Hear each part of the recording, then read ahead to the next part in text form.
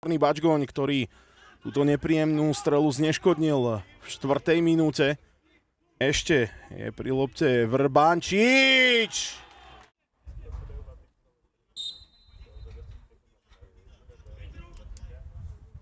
Zaujímavá lopta na vzdialenejšiu žrť, kde musel zasahovať náš gól. Opäť to bude veľmi nepríjemné, pretože Vrbančič už je pripravený rozohrať rohový kop.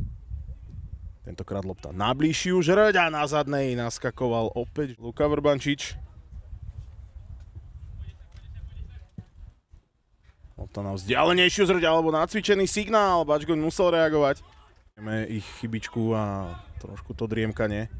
Takže teraz si Bačgoň musí dať pozor na rozohrávku a nezvládol to vôbec.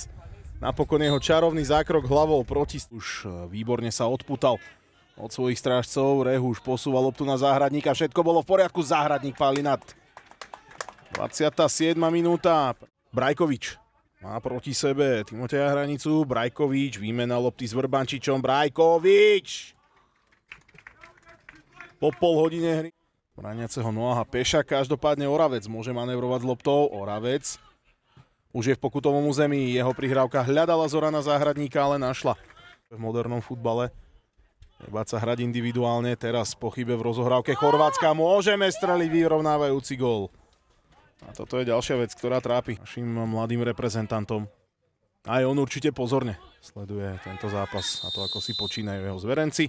Teraz je tu ale žltá karta pre Marta. Rozbieha aj Adam Oravec. Rehuš výborne na Oravca. Oravcová spätná prihrávka, je vyrovnané. 44. minúta. A pozor na túto príležitosť, ktorá končí výborným zákrokom Jakuba Bačgoňa v 48. Na strane Chorvátska dopredu ide Zoran Záhradník, s ním Šimon Rehuš. Stále Rehuš a jeho manévre a skrytá strela spomedzi dvoch braniacich hráčov. Jednu, ak nie aj dve strely a napokon tá druhá je gólová. Timotej Hranica, 58. minúta. Vyzeralo to naozaj kadejako v tých úvodných minútach zápasu a takisto aj druhého polčasu. Lenže ešte sa musíme brániť. Našťastie táto strela. A Zoran Záhradník môže pridať aj náš tretí gól. Ale teraz sa zaskvel gólman. Pridáme Záhradník. Weber stále. Marian Weber a jeho strela do bornu.